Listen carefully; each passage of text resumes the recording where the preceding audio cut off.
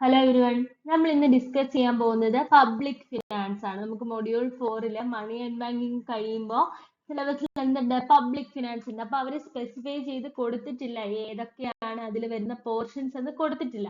അതുകൊണ്ട് തന്നെ നമുക്ക് ജനറൽ ആയിട്ടുള്ള എല്ലാ കൺസെപ്റ്റും അറിഞ്ഞിരിക്കുക എന്നുള്ളതാണ്. നമുക്ക് എവിടെ നിന്നാണ് ക്വസ്റ്റ്യൻ വരുന്നത് എന്നുള്ളത് അറിയില്ലല്ലോ. ഒരുപാട് ഡീപ്പായിട്ട് പോകണമെന്നല്ല, എന്നാലും ജസ്റ്റ് എല്ലാ കാര്യങ്ങളും അറിഞ്ഞിരിക്കുക. ഓക്കെ, അപ്പം നമ്മൾ എന്താണ് പഠിക്കാൻ പോകുന്നത്? Public finance. പബ്ലിക് ഫിനാൻസ് എന്ന് പറഞ്ഞു കഴിഞ്ഞാൽ എന്താണ്? പൊതുധനകാര്യത്തെയാണ് നമ്മൾ പബ്ലിക് ഫിനാൻസ് എന്നതുകൊണ്ട് ഉദ്ദേശിക്കുന്നത്. പബ്ലിക് ഫിനാൻസിനെ പറ്റി പഠിക്കുമ്പോ പൊതുധനകാര്യമാണ് അല്ലെ. അതിൽ എന്തൊക്കെ വരും? വരവ് വരും, ചെലവ് കണക്കുകൾ വരും, അതുപോലെ കടം. ഇത് മൂന്നും വരും. ഇതിനെ നമ്മൾ എങ്ങനെയാ പറയുന്നത്? പബ്ലിക് റവന്യൂ വരും അല്ലെ. ഗവൺമെന്റിന്റെ ഇൻകം.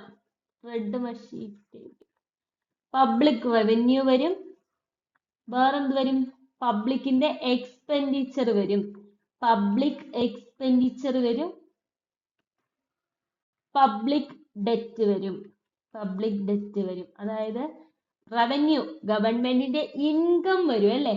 എവിടെ നിന്നൊക്കെയാണ് ഗവൺമെന്റിന് ഇൻകം, വരുമാനം വരുന്നത് എന്നുള്ളത്, അവരുടെ ചിലവ് കണക്കുകളെ പറ്റി, പബ്ലിക് എക്സ്പെൻഡിച്ചറിനെ പറ്റി, അതിനെ പറ്റി പഠിക്കുമ്പോൾ 2-3 തിയറീസുകൾ നമുക്ക് പഠിക്കാനുണ്ട്.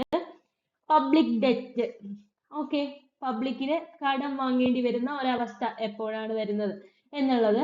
അപ്പം അവർ ഏത് തരത്തിലൊക്കെയാണ് കടം വാങ്ങുന്നത് എന്നൊക്കെയുള്ളതാണ് 3 ടോപ്പിക്കുകൾ. അപ്പൊ ഇത് മൂന്നും പഠിച്ചു കഴിയുമ്പോൾ എന്താവും? പബ്ലിക് ഫിനാൻസ് എന്ന ടോപ്പിക് നമ്മൾ കവർ ആവും. അപ്പോൾ പബ്ലിക് റവന്യൂ പഠിക്കുമ്പോൾ അതിന്റെ ടേംസ് ഉണ്ട്.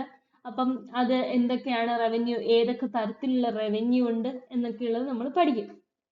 അപ്പൊ നമുക്ക് ജനറൽ ആയിട്ട് പബ്ലിക് ഫിനാൻസ് എന്ന് പറഞ്ഞു കഴിഞ്ഞാൽ ഇത് മൂന്നുമാണ്. ഓക്കെ, അപ്പൊ നമുക്ക് പബ്ലിക് ഫിനാൻസ് എന്താന്ന് നോക്കാം.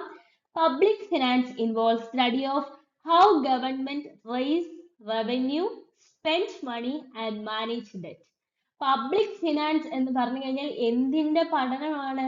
ഗവൺമെന്റ് എങ്ങനെയാണ് റവന്യൂ, അതായത് പബ്ലിക് റവന്യൂ, ഇൻകം ക്രിയേറ്റ് ചെയ്യുന്നത്, ഗവൺമെന്റ് എങ്ങനെയാണ് മണി, പൈസ ചെലവാക്കുന്നത്, അവർ എന്തൊക്കെ സോഴ്സസിന് വേണ്ടിയാണ് ചെലവാക്കുന്നത്, അവരെങ്ങനെയാണ് ഡെറ്റ്, കടം മാനേജ് ചെയ്യുന്നത്.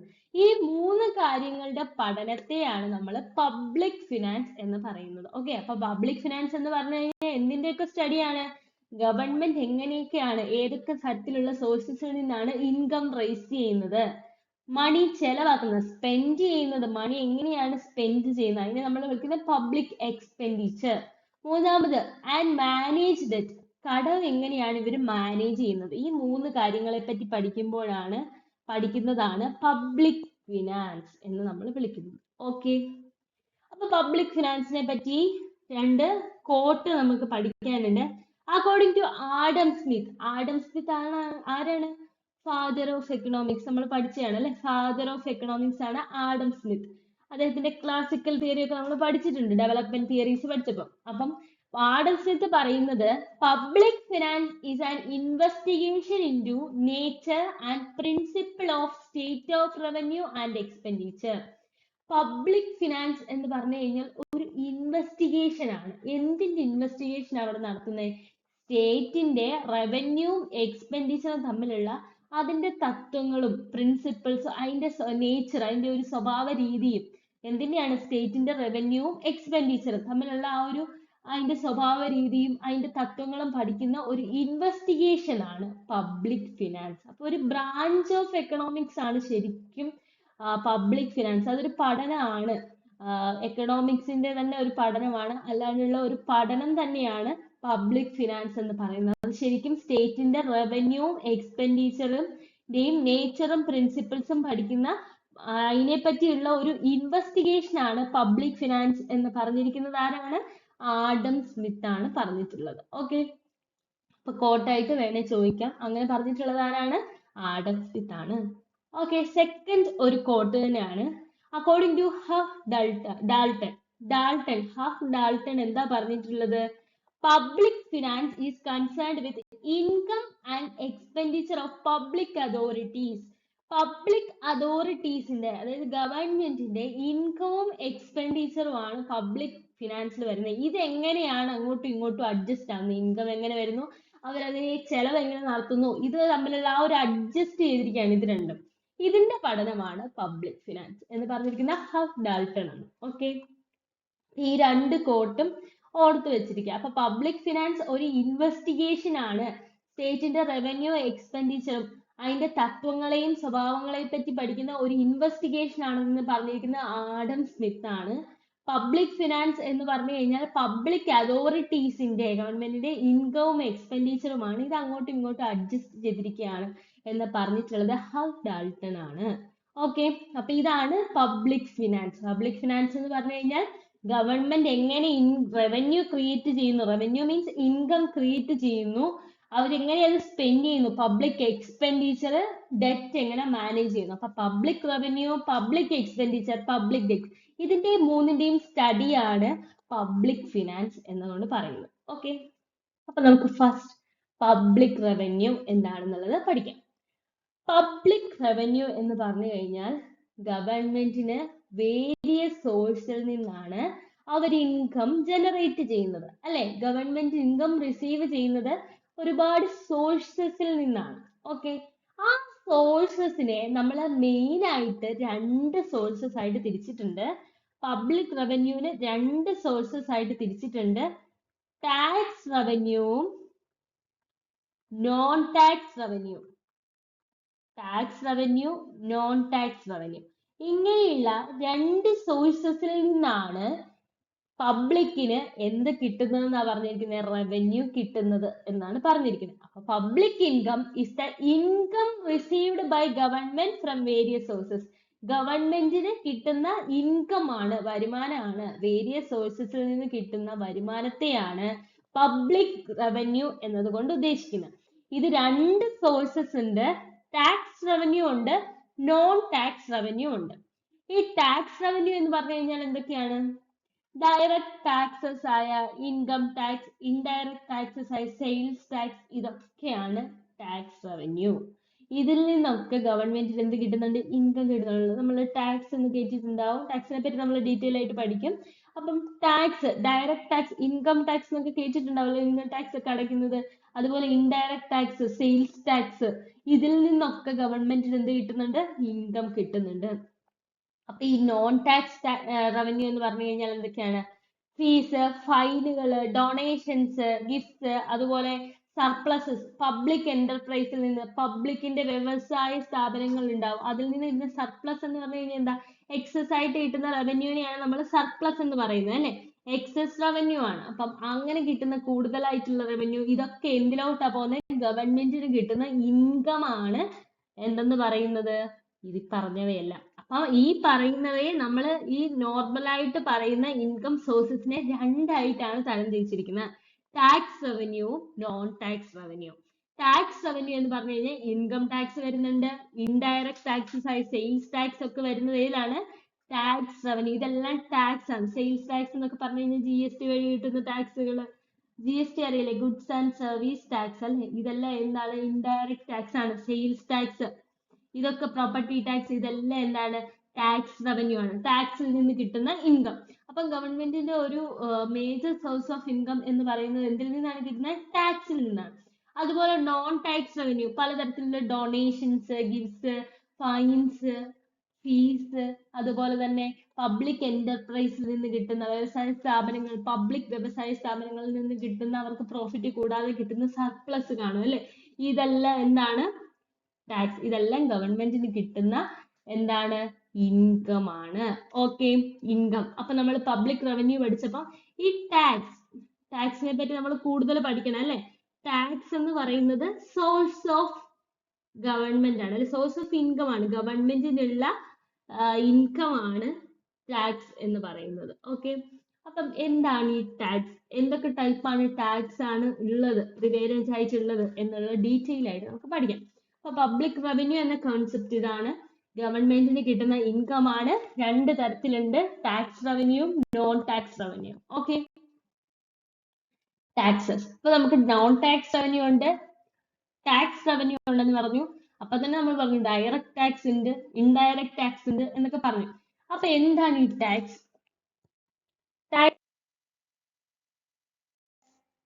ടാക്സ് എന്ന് പറഞ്ഞു കഴിഞ്ഞാൽ നമ്മുടെ ഗവൺമെന്റ് നമ്മൾക്കോട് പറയാണ് കമ്പൽസറി ആയിട്ട് അടക്കേണ്ടി വരുന്ന എല്ലാ ഇൻഡിവിജ്വലും നിർബന്ധമായിട്ടും അടക്കേണ്ടി വരുന്ന ഇതാണ് ടാക്സ് എന്ന് പറഞ്ഞു കഴിഞ്ഞാൽ. അതായത് നമ്മുടെ പർച്ചേസിങ് പവറിനെ നിയന്ത്രിക്കാൻ വേണ്ടിയും ഒക്കെ നമ്മുടെ ഗവൺമെന്റ് എന്താണ് ഒരു കമ്പൽസറി പേയ്മെന്റ് ചുമത്തും. അതാണ് taxes.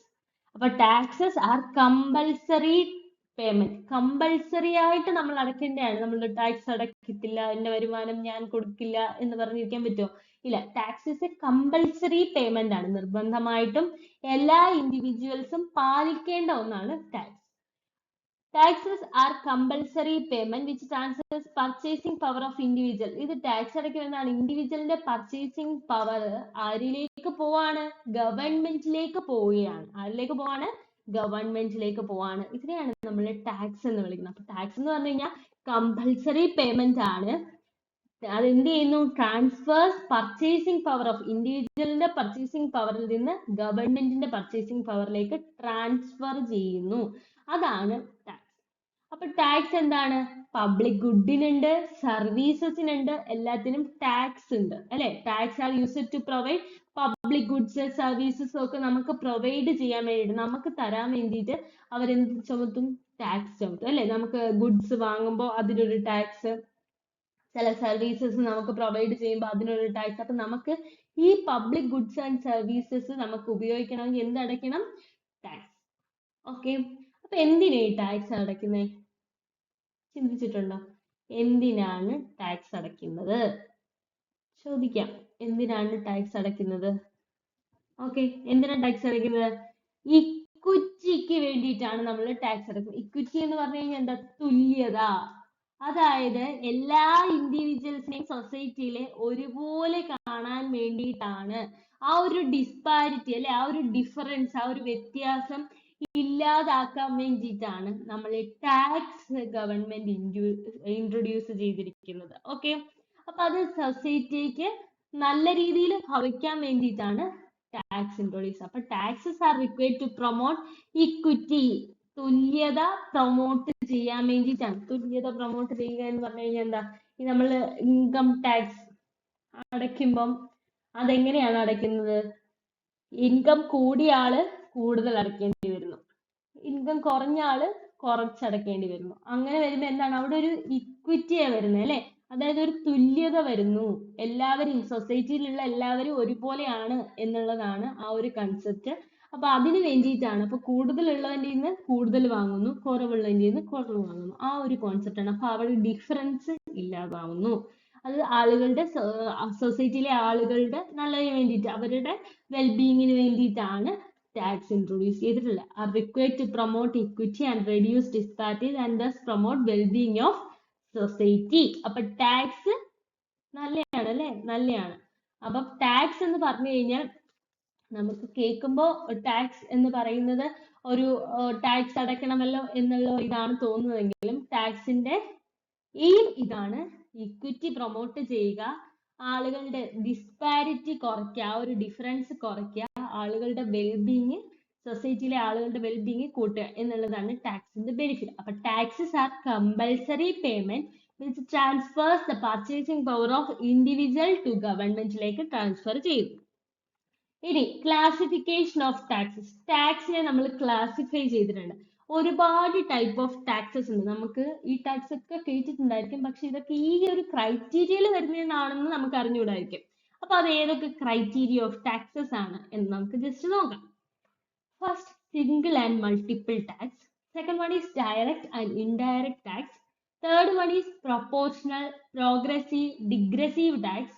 Fourth one is ad valorem and specific tax. ഇങ്ങനെ 4 ടൈപ്പ് ഓഫ് ടാക്സസ് ആണ് പ്രിവൈലന്റ് ആയിട്ടുള്ളത്. Single and multiple tax, direct and indirect tax, proportional, progressive and degressive tax. Fourth one ad valorem and specific tax. അപ്പം നമുക്ക് സാധനങ്ങൾക്കെല്ലാം tax ഉണ്ടെന്ന് അറിയാം, അത് ഓരോ tax ആണെന്നും അറിയാം, പക്ഷെ ഇത് ഏത് ക്രൈറ്റീരിയയിൽ വരുന്നതാണ്? ഇത്രയും ക്രൈറ്റീരിയ ഓഫ് ടാക്സസ് ആണ് ഉള്ളത്. Okay. First one, single and multiple tax. Single and multiple tax എന്താണ് ഈ സിംഗിൾ ആൻഡ് മൾട്ടിപ്പിൾ ടാക്സ് എന്ന് പറഞ്ഞു കഴിഞ്ഞാൽ? സിംഗിൾ ടാക്സ് എന്ന് പറഞ്ഞു കഴിഞ്ഞാൽ only one kind of tax, ഒരു ടാക്സ് ആയിരിക്കും മുഴുവനും. ഒരു കൺട്രിയിൽ ഒരു ടാക്സ് ആയിരിക്കും, ഒരു എമൗണ്ട് ആയിരിക്കും, അങ്ങനെയുള്ളതായിരിക്കും സിംഗിൾ ടാക്സ് എന്ന് പറഞ്ഞു കഴിഞ്ഞാൽ. അതിന് മാറ്റം ഒന്നും സംഭവിക്കില്ല. അതാണ് സിംഗിൾ ടാക്സ് എന്നതുകൊണ്ട് അർത്ഥമാക്കുന്നത്. Tax may be A single fixed amount, ഒരു ഫിക്സ്ഡ് എമൗണ്ട് ആയിരിക്കും ഈ ടാക്സിനുള്ളത്. അതായത് ഒരു കൺട്രി മുഴുവൻ ഒരേ ടാക്സ് ഫോളോ ചെയ്യുന്നു, അങ്ങനെയുള്ള ടാക്സ് ആണ് സിംഗിൾ ടാക്സ്. പോൾ ടാക്സ് ഒക്കെ അതിന് എക്സാമ്പിൾ ആണ്. പോൾ ടാക്സ് ഒക്കെ എന്താണ്? സിംഗിൾ ടാക്സ് ആണ്, ഒരേ ടാക്സ് ആയിരിക്കും. ഓക്കെ, അപ്പൊ വൺ കൈൻഡ് ഓഫ് ടാക്സ് ആണ്, സിംഗിൾ ഫിക്സ്ഡ് എമൗണ്ട് ഉള്ളതിനെയാണ് സിംഗിൾ ടാക്സ് എന്നതുകൊണ്ട് അർത്ഥമാക്കുന്നത്. ഇനി മൾട്ടിപ്പിൾ ടാക്സ് എന്ന് പറഞ്ഞു കഴിഞ്ഞാൽ എന്താണ്? ഓരോ ഐറ്റംസിനും ഓരോ ടാക്സ് ആയിരിക്കും നമ്മൾ എടുക്കുന്നത്. അതാണ് മൾട്ടിപ്പിൾ ടാക്സ് എന്നതുകൊണ്ട് അർത്ഥമാക്കുന്നത്. ഇപ്പം ഒരു ഗുഡിന് വേറൊരു ടാക്സ് ആയിരിക്കും, മറ്റൊരു ഗുഡിന് വേറൊരു ടാക്സ് ആയിരിക്കും. എല്ലാ ഗുഡ്സിനും ഒരേ ടാക്സ് ആണോ? അല്ല. അപ്പം അങ്ങനെയുള്ള ടാക്സ് ആണ് മൾട്ടിപ്പിൾ ടാക്സ്. അപ്പം അത് ഇപ്പൊ ക്ലോത്തിന്റെ കേസിൽ തന്നെ വ്യത്യാസമുണ്ട് അല്ലെ? അപ്പം ടെക്സ്റ്റൈൽസ് ഒക്കെ മൾട്ടിപ്പിൾ ടാക്സിൽ വരും അല്ലെ? അപ്പൊ tax levied on various items or basis, various ഐറ്റംസിനാണ് tax comprising several type of tax. ഇതിനകത്ത് ഒരുപാട് ടൈപ്പ് ഓഫ് ടാക്സസ് ഇതിൽ ഇൻക്ലൂഡ് ചെയ്യുന്നതാണ് മൾട്ടിപ്പിൾ ടാക്സ് എന്നതുകൊണ്ട് ഉദ്ദേശിക്കുന്നത്. ഇത് എല്ലാ സെക്ടേഴ്സ് ഓഫ് എക്കോണമിയിലും കവർ ചെയ്യുന്നതാണ്. സോഷ്യൽ പൊളിറ്റിക്കൽ ഒബ്ജക്റ്റീവ് അച്ചീവ് ചെയ്യാൻ വേണ്ടി മൾട്ടിപ്പിൾ ടാക്സ്, പലതരത്തിലുള്ള ടാക്സ് ഉണ്ട്. അതാണ് മൾട്ടിപ്പിൾ ടാക്സ്. എല്ലാ വേരിയസ് ഐറ്റംസിന് വേരിയസ് ടാക്സ് ആയിരിക്കും ഇൻട്രൊഡ്യൂസ് ചെയ്യുന്നത്. അതാണ് മൾട്ടിപ്പിൾ ടാക്സ് എന്നതുകൊണ്ട് അർത്ഥമാക്കുന്നത്. അപ്പൊ സിംഗിൾ ടാക്സ് എന്ന് പറഞ്ഞാൽ ഫസ്റ്റ് ടൈപ്പ് ആണ്, ഫസ്റ്റ് ക്ലാസിഫിക്കേഷൻ ആണ് single tax, multiple tax. Single tax എന്ന് പറഞ്ഞു കഴിഞ്ഞാൽ വൺ കൈൻഡ് ഓഫ് ടാക്സ് ആണ്. നമ്മുടെ രാജ്യം മുഴുവൻ ഒരു ടാക്സ് ആയിരിക്കും ഇൻട്രൊഡ്യൂസ് ചെയ്യുന്ന ആ ഒരു ഇതിന്. അതാണ് സിംഗിൾ ഫിക്സ്ഡ് എമൗണ്ട് ആയിരിക്കും, അതാണ് സിംഗിൾ ടാക്സ്. മൾട്ടിപ്പിൾ ടാക്സ് എന്ന് പറഞ്ഞു കഴിഞ്ഞാൽ ടാക്സ് വേരിയസ് ഐറ്റംസിനായിരിക്കും, അതുപോലെ സെവറൽ ടൈപ്പ് ഓഫ് ടാക്സ് അതിനകത്ത് ഇൻക്ലൂഡ് ചെയ്യുന്നതാണ്. സോഷ്യൽ പൊളിറ്റിക്കൽ ഒബ്ജക്റ്റീവ്സ് അച്ചീവ് ചെയ്യാൻ വേണ്ടിയിട്ടാണ് ഇതുള്ളത്, മൾട്ടിപ്പിൾ ടാക്സ്. ഇനി സെക്കൻഡ് ടൈപ്പ് ഓഫ് ടാക്സ് എന്ന് പറഞ്ഞു കഴിഞ്ഞാൽ ഡയറക്റ്റ് ടാക്സും ഇൻഡയറക്റ്റ് ടാക്സും. ഡയറക്റ്റ് ടാക്സും ഇൻഡയറക്റ്റ് ടാക്സുമാണ് സെക്കൻഡ് ടൈപ്പ് ഓഫ് ടാക്സ്. അപ്പൊ നമുക്കത് ഡിഫറൻസിൽ കൂടെ നോക്കാം. നമ്മൾ നോർമലി അറിയാവുന്നതാണ് ഡയറക്റ്റ് ടാക്സും ഇൻഡയറക്റ്റ് ടാക്സും എന്താണെന്നുള്ളത്. ജനറലി എല്ലാവർക്കും അറിയാവുന്നതായിരിക്കും ഡയറക്റ്റ് ടാക്സ്, ഇൻഡയറക്റ്റ് ടാക്സ്. അപ്പൊ അതിന്റെ ജസ്റ്റ് ഡിഫറൻസ് നമുക്ക് നോക്കാം. ഇനി കോണ്ടെക്സ്റ്റ് ഓഫ് ഡിഫറൻഷിയേഷൻ, ഇവരെ എങ്ങനെയാണ് ഡിവൈഡ് ചെയ്തിരിക്കുന്ന റീസൺസ് ആണ് ഇതൊക്കെ. ഇതിന്റെ പേരിലാണ് നമ്മൾ ഡിവൈഡ് ചെയ്ത് ഇപ്പൊ പറയാൻ പോകുന്നത്. ഇമ്പോസിഷൻ ഓഫ് ടാക്സ്, ടാക്സ് എങ്ങനെയാണ് ഇമ്പോസ് ചെയ്യുന്നത് എന്നുള്ളത് ഒന്ന് നോക്കാം. ഡയറക്റ്റ് ടാക്സിൽ levied on the income or profit of a tax payer. എന്തിന്റെ ബേസിസിലാണ് നോക്കുന്നത്? ഡയറക്റ്റ് ടാക്സ് ഇൻകത്തിന്റെ ബേസിസിലാണ്, മറക്കരുത്. ഇൻകം അല്ലെങ്കിൽ അവർക്ക് ബിസിനസ് ആണെങ്കിൽ പ്രോഫിറ്റിൽ നിന്നുള്ള ആ ഒരു ഇത് പ്രോഫിറ്റ്, അതിന്റെ ബേസിസിലാണ് നമ്മൾ എന്ത് നോക്കുന്നത്? ടാക്സ് നോക്കുന്നത്. ഇൻകം കൂടുകയാണെങ്കിൽ ടാക്സ് കൂടും, പ്രോഫിറ്റ് കൂടുകയാണെങ്കിൽ ബിസിനസിന്റെ കാര്യത്തിൽ പ്രോഫിറ്റ് കൂടുകയാണെങ്കിൽ ടാക്സ് കൂടും. അപ്പൊ ഡയറക്റ്റ് ടാക്സ് എങ്ങനെയാണ് നോക്കുന്നത്? ഇൻകത്തിന്റെയും അല്ലെങ്കിൽ പ്രോഫിറ്റിന്റെയും ഇതിലാണ്. ടാക്സ് പെയർ എന്ന് പറഞ്ഞാൽ ടാക്സ് അടയ്ക്കുന്ന ആള്, അതിന്റെ പേരിലാണ് ലെവി ചെയ്യുന്നത്. ലെവി ചെയ്യുക എന്ന് പറഞ്ഞു കഴിഞ്ഞാൽ ചുമത്തുക എന്നാണ്. ടാക്സ് ചുമത്തുന്നത് അങ്ങനെയാണ്. അപ്പം it is levied on the income or profit of a tax pair. എന്തിന്റെ അടിസ്ഥാനത്തിലാണ്? ഇൻകത്തിന്റെ, ടാക്സ് പെയറിന്റെ ഒക്കെ ഇൻകത്തിന്റെ അല്ലെങ്കിൽ പ്രോഫിറ്റിന്റെ അടിസ്ഥാനത്തിലാണ് ഈ ടാക്സ് ചുമത്തുന്നത്. അതേതാണ്? ഇൻകം ടാക്സ് അല്ലെ? നമുക്ക് പെട്ടെന്ന് ഓർക്കാൻ പറ്റുന്ന ഡയറക്റ്റ് ടാക്സ് ഏതാണ്? ഇൻകം ടാക്സ് ആണ്, ആണല്ലോ. ഇൻകം ടാക്സ് ആണ് ഡയറക്റ്റ് ടാക്സിന്റെ ഏറ്റവും പെട്ടെന്ന് നമുക്ക് ഓർത്തിരിക്കാൻ പറ്റുന്നത് ഇൻകം ടാക്സ് ആണ്. കാരണം എന്താണ്? ഇൻകം കൂടുമ്പോൾ ടാക്സ് കൂടുന്നു. ഇൻഡയറക്റ്റ് ടാക്സ് എങ്ങനെയാണ്? And indirect tax is levied on goods and services rather than on income or profit. ഇവിടെ ആരുടെയും പ്രോഫിറ്റോ ഇൻകമോ വരുമാനമോ ലാഭമോ ഒന്നും നോക്കുന്നില്ല, ഗുഡ്സ് ആൻഡ് സർവീസസിലാണ് ചുമത്തുന്നത്. നമ്മുടെ ഇൻകത്തിന്റെ ബേസിലോ പ്രോഫിറ്റിന്റെ ബേസിലോ ഒന്നും അല്ല ചുമത്തുന്നത്, ഗുഡ്സ് ആൻഡ് സർവീസസിന്റെ ആണ് ചുമത്തുന്നത്. ശരിക്കും ഇൻഡയറക്റ്റ് ടാക്സ് നമ്മൾ നോർമലി അറിയാൻ കൂടി ഇല്ല അടയ്ക്കുന്നത്. എന്ന് പറഞ്ഞു കഴിഞ്ഞാൽ എങ്ങനെയുള്ള ടാക്സുകളാ? GST ഒക്കെ ഇൻഡയറക്റ്റ് ടാക്സ്, GST അല്ലെ? Goods and service tax, GST goods and service tax. നമുക്ക് ഗുഡ്സിനും സർവീസിനും ഇമ്പോസ് ചെയ്യുന്നതാണ്. അത് എന്തെങ്കിലും ഒരു ഡിഫറൻസ് ഉണ്ടോ? ഇപ്പൊ റിച്ച് പുവർ എന്നൊരു ഡിഫറൻസ് അവിടെ വരുന്നില്ല. കാരണം എന്താ, എല്ലാവർക്കും ഒരേപോലെ, അല്ലാണ്ട് പൂവർ ആയിട്ടുള്ള ഇൻകം കുറഞ്ഞ ഒരാളാണെന്നും പറഞ്ഞ് ഇൻഡയറക്ട് ടാക്സിൽ ഡിഫറൻസ് വരുമോ, GST ഡിഫറൻസ് വരുമോ? ഇല്ല, വരില്ല. അവിടെ ഇൻകം നോക്കുന്നില്ല. നമ്മൾ ഗുഡ്സ് ആൻഡ് സർവീസസിന് ചുമത്തുന്ന ടാക്സ് ആണ് ഇൻഡയറക്ട് ടാക്സ്. ഓക്കെ, അപ്പം ഡയറക്ട് ടാക്സും ഇൻഡയറക്ട് ടാക്സ് തമ്മിലുള്ള പ്രധാന ഡിഫറൻസ് അതാണ്. ഡയറക്ട് ടാക്സ് എന്ന് പറഞ്ഞു കഴിഞ്ഞാൽ നമ്മൾ ഇൻകം അല്ലെങ്കിൽ ഒരാളുടെ പ്രോഫിറ്റ്, ടാക്സ് പെയറിന്റെ, ടാക്സ് അടയ്ക്കുന്ന ആളുടെ ഇൻകത്തിന് അല്ലെങ്കിൽ പ്രോഫിറ്റിന് ചുമത്തുന്നതാണ് ഡയറക്ട് ടാക്സ്. ഇൻഡയറക്ട് ടാക്സ് എന്ന് പറഞ്ഞു കഴിഞ്ഞാൽ ഗുഡ്സ് ആൻഡ് സർവീസസിനാണ്. അവിടെ ആളുടെ ഇൻകമോ പ്രോഫിറ്റോ ഒന്നും നോക്കുന്നില്ല. ഇനി കോഴ്സ് ഓഫ് പേയ്മെന്റ്, എങ്ങനെയാണ് നമ്മൾ ഇത് അടയ്ക്കുന്നത് എന്നുള്ളത് നോക്കാം.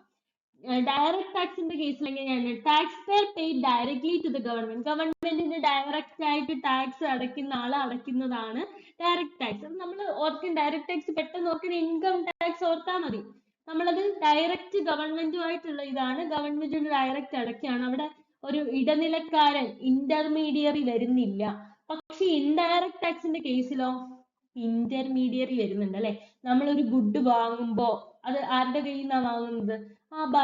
നമ്മൾ വാങ്ങുന്ന കടക്കാരന്റെ കയ്യിൽ നിന്നാണ് നമ്മളത് വാങ്ങുന്നത്, ബൈ ചെയ്യുന്നത് അല്ലെ. അപ്പം അവിടെ ഒരു ഇന്റർമീഡിയറി വരുന്നുണ്ട് അല്ലെ. അപ്പൊ ഈ ഇന്റർമീഡിയറി ആണ് ഇൻഡയറക്ട് ടാക്സ് പേ ചെയ്യുന്നത്. നമ്മള് ഡയറക്റ്റ് അല്ല പേ ചെയ്യുന്നത്. അപ്പൊ ഇൻഡയറക്ട് ടാക്സ് ഇതൊക്കെ സ്റ്റേറ്റ്മെന്റ് ആയിട്ട് വേണമെങ്കിൽ ചോദിക്കാം. കുറെ ക്വസ്റ്റ്യൻസ് കുറെ ഇത് തന്നിട്ട് ചോദിക്കുകയാണെങ്കിൽ നമുക്ക് പെട്ടെന്ന് മനസ്സിലാക്കാൻ പറ്റണം ഡയറക്ട് ടാക്സും ഇൻഡയറക്ട് ടാക്സും തമ്മിലുള്ള ഡിഫറൻസ്. നമ്മൾ നോർമലി നമുക്ക് പെട്ടെന്ന് എത്തില്ല. ഇൻഡയറക്ട് ടാക്സ് എന്ന് പറയുമ്പോൾ ഡയറക്റ്റ് അടയ്ക്കുന്നതല്ലേ നമ്മൾ പെട്ടെന്ന് ചിന്തിക്കും. പക്ഷെ ഡയറക്റ്റ് ആണോ നമ്മൾ അടയ്ക്കുന്നത്? അല്ല, ഇന്റർമീഡിയറി ഉണ്ട് അല്ലെ, ഇടനിലക്കാരനുണ്ട്. Tax payers pay to the government through an intermediary വഴിയാണ് ടാക്സ് പെയർ അടയ്ക്കുന്നത്. ഓക്കെ, ഡയറക്ട് ടാക്സ് ആണെങ്കിൽ നമ്മൾ ഡയറക്റ്റ് ഗവൺമെന്റിന് അടയ്ക്കുകയാണ്. ഇനി പേയിങ് എൻറ്റിറ്റി, ആരാണ് ഇത് അടയ്ക്കുന്നത് എന്നുള്ളത് നോക്കാം. ഡയറക്ട് ടാക്സ് അടയ്ക്കുന്നത് ഇൻഡിവിജ്വൽസും ബിസിനസ്മാനും ആണ് അല്ലെ, ബിസിനസ്സസും ആണ് നമ്മൾ എന്ത് ചെയ്യുന്നത്, ഡയറക്ട് ടാക്സ് അടയ്ക്കുന്നത് അല്ലെ, ആളുകളും ബിസിനസ്സസും ഒക്കെയാണ് അടയ്ക്കുന്നത്.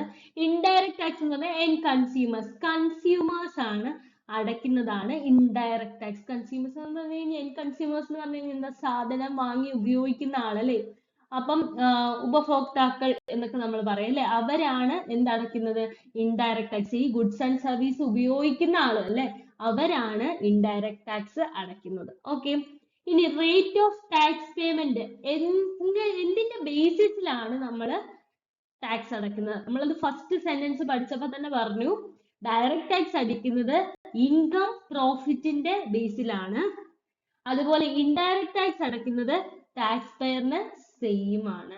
Income tax, indirect tax same ആണ്. ആരെയും തമ്മിൽ റിച്ച് പുവർ എന്നൊരു ക്ലാസിഫിക്കേഷൻ ഒന്നും അവിടെ ഇല്ല, സെയിം ആണ്. അതാണ് ഇൻഡയറക്ട് ടാക്സ്. ഓക്കെ, ഇനി context of differentiation, transferability of payment, transfer ചെയ്യാൻ പറ്റുമോ? നമുക്ക് ഡയറക്ട് ടാക്സ് ട്രാൻസ്ഫർ ചെയ്യാൻ പറ്റുമോ? ഒരാളിൽ നിന്ന് മറ്റൊരാളിലേക്ക് ട്രാൻസ്ഫർ ചെയ്യാൻ പറ്റുമോ? ഇല്ല, പറ്റില്ല. നമ്മുടെ ഇൻകം അനുസരിച്ചാണ്, അതനുസരിച്ച് നമുക്ക് കൊടുക്കാൻ പറ്റും.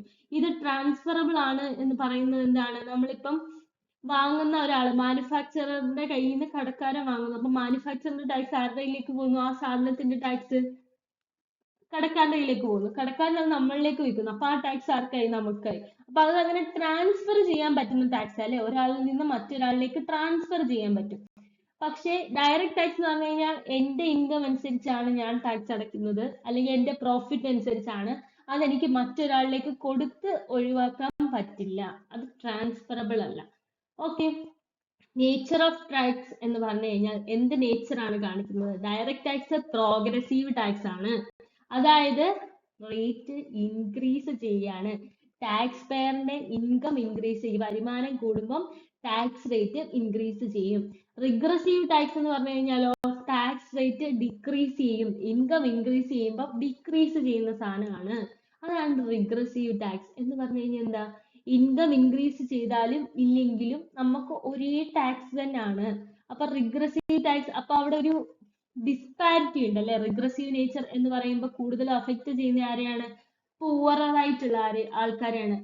റിച്ച് ആയിട്ടുള്ള ആൾക്കാര് ഇൻഡയറക്ട് ടാക്സ് കൊടുക്കുന്നത് പോലും അറിയില്ല, അത്രയും രൂപയേ ഉള്ളൂ, അവരത് കൊടുത്തൊഴിവാക്കുന്നു.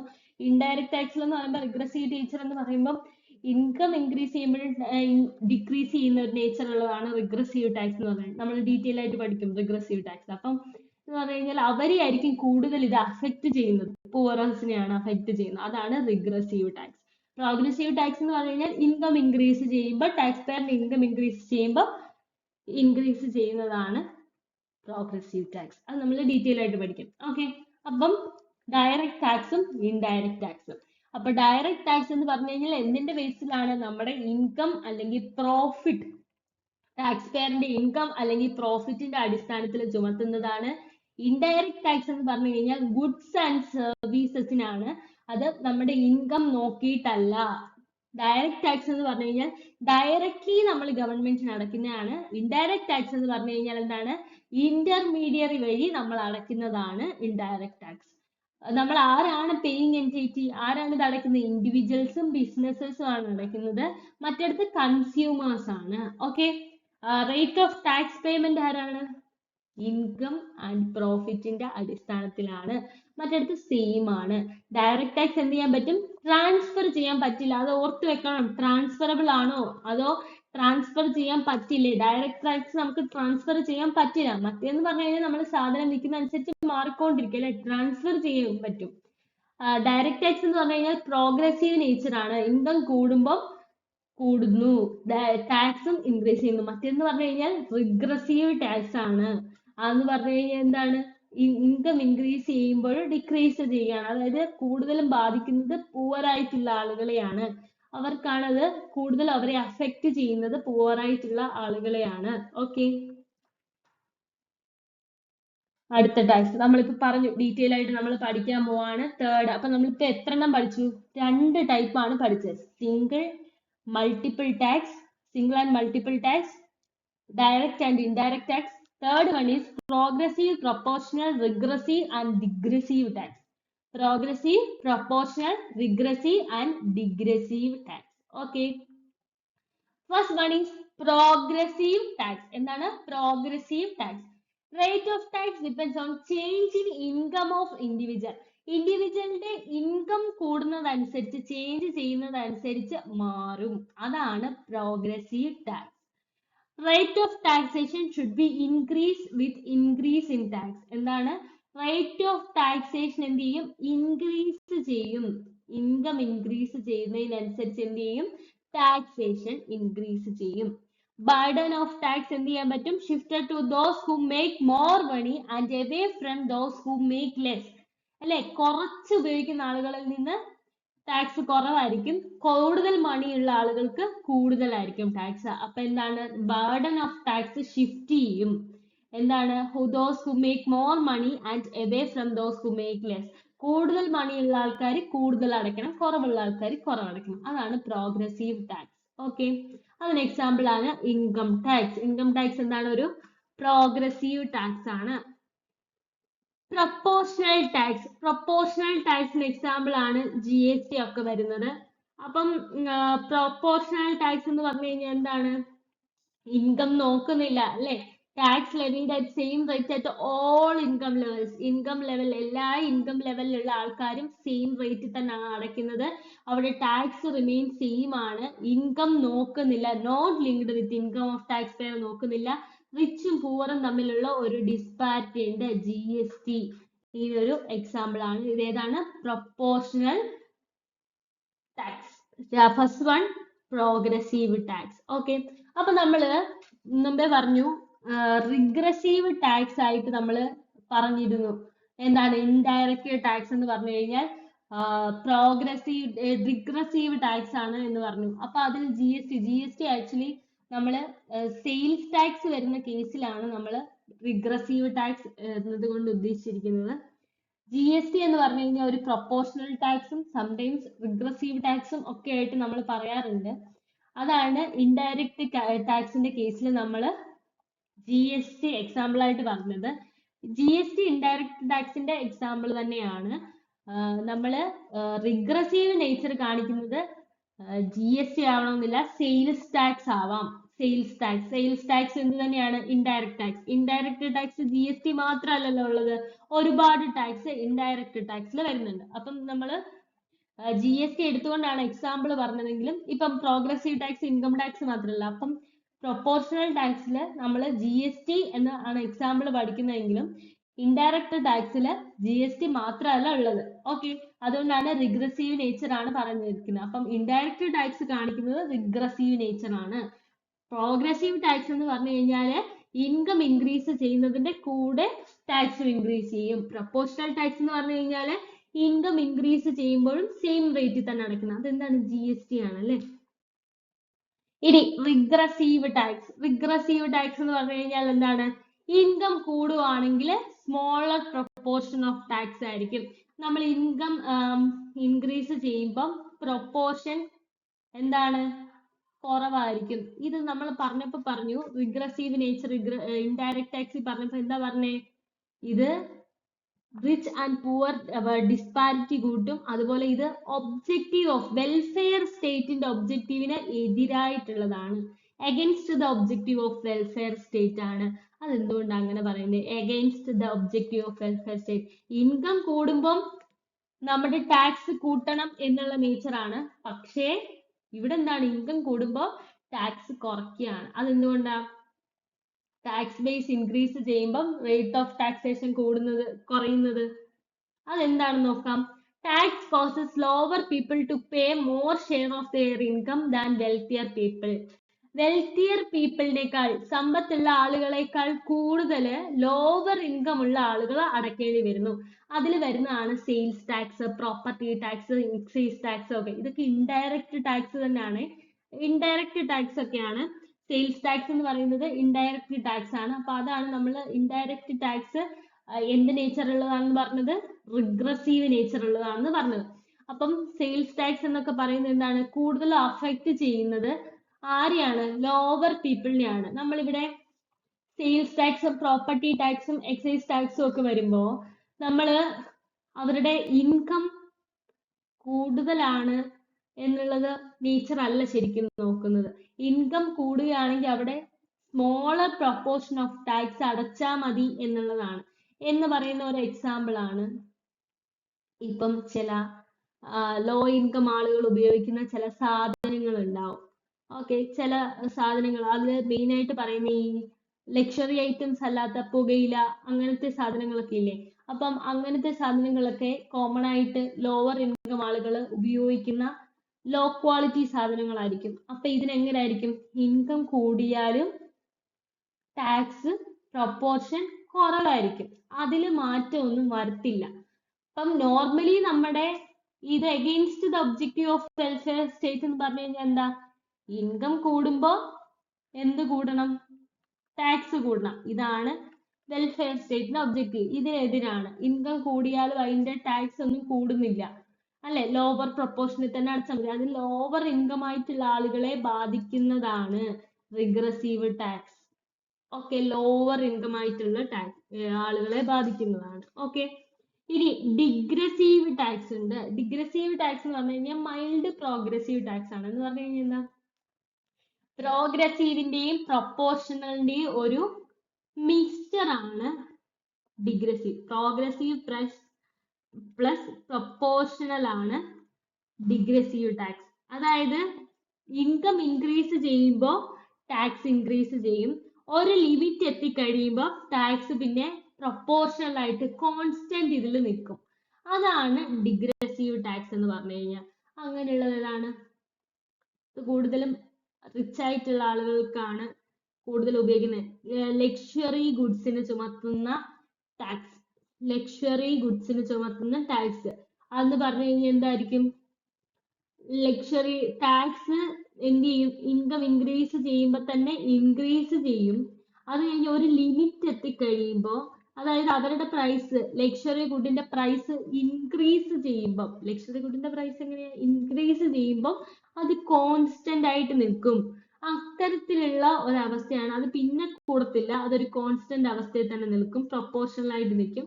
അതാണ് ഡിഗ്രസീവ് ടാക്സ്. അത് പ്രോഗ്രസീവ് ടാക്സിന്റെയും പ്രൊപ്പോർഷണൽ ടാക്സിന്റെയും നേച്ചർ കാണിക്കുന്നുണ്ട്.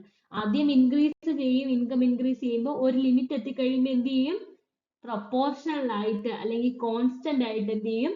നിൽക്കും. അതാണ് ലക്ഷറി ഗുഡ്സിന് ചുമത്തുന്ന ടാക്സ്. ഓക്കെ, അപ്പൊ നമ്മൾ പ്രോഗ്രസീവ് ടാക്സ് പഠിച്ചു. ഇൻകം ഇൻക്രീസ് ചെയ്യുന്നതിനനുസരിച്ച് ഇൻക്രീസ് ചെയ്യുന്നതാണ് പ്രോഗ്രസീവ് ടാക്സ്. പ്രൊപ്പോർഷണൽ ടാക്സ് എന്ന് പറഞ്ഞു കഴിഞ്ഞാൽ എന്താണ്? കോൺസ്റ്റന്റ് ആയിട്ട് നിൽക്കുന്നതാണ്. ഇൻകം ഇൻക്രീസ് ചെയ്താലും മാറ്റമൊന്നും സംഭവിക്കില്ല.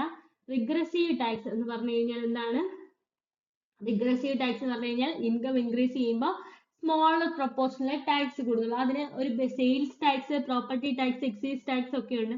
നമ്മൾ അതിനൊരു എക്സാമ്പിൾ പറഞ്ഞ എന്താണ്? ഇപ്പം പുവർ ഇൻകം ആളുകൾ ഉപയോഗിക്കുന്ന ഇപ്പം പുകയില പോലെയുള്ള സാധനങ്ങൾ, അത് എന്ന് പറഞ്ഞു കഴിഞ്ഞാൽ അവരുടെ ഇൻകം കൂടിയാലും ടാക്സ് ചെറിയ പ്രൊപ്പോർഷനിലായിരിക്കും അവർ അടയ്ക്കുന്നത്.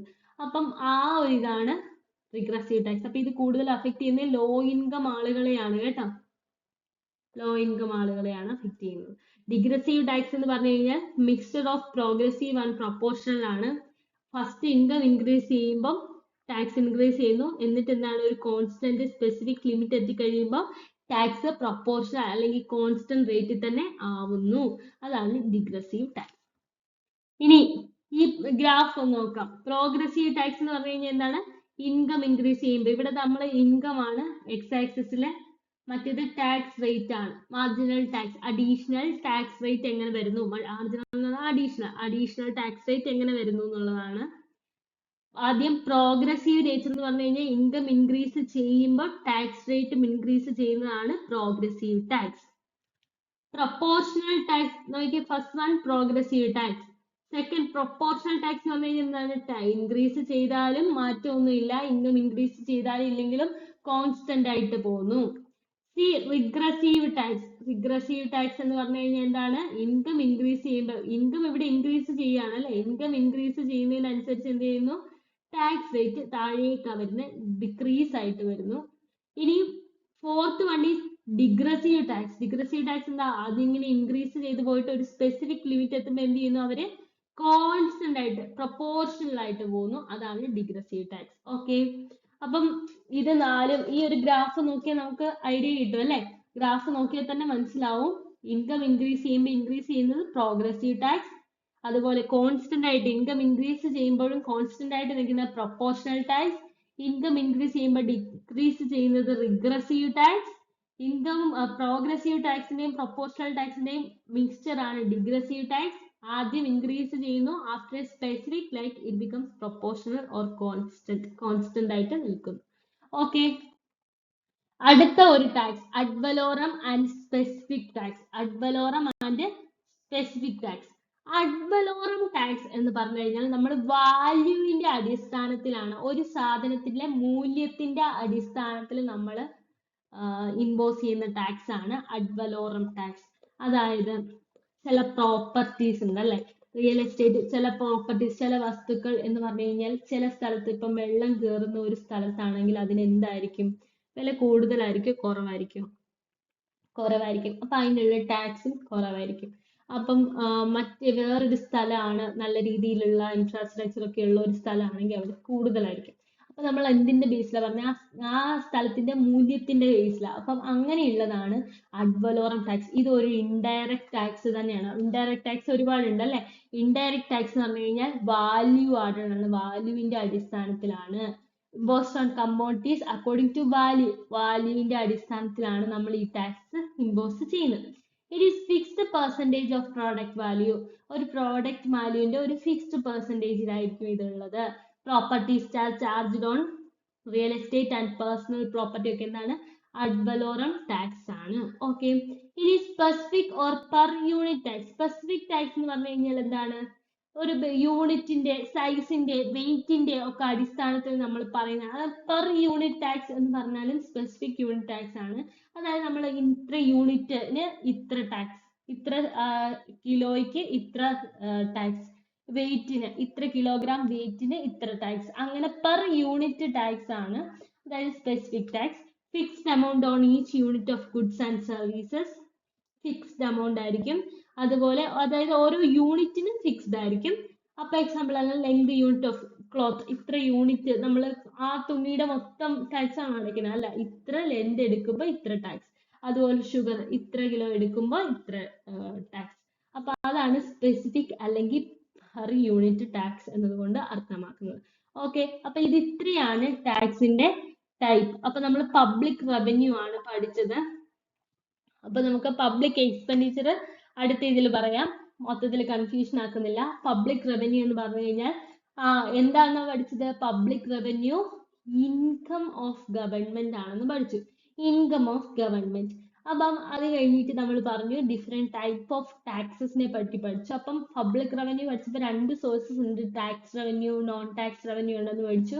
അപ്പം various classification of taxes, single multiple tax ഉണ്ടെന്ന് പഠിച്ചു, ഡയറക്റ്റ് ഇൻഡയറക്റ്റ് ടാക്സ് ഉണ്ടെന്ന് പഠിച്ചു, progressive, proportional, regressive, degressive tax ഉണ്ടെന്ന് പഠിച്ചു.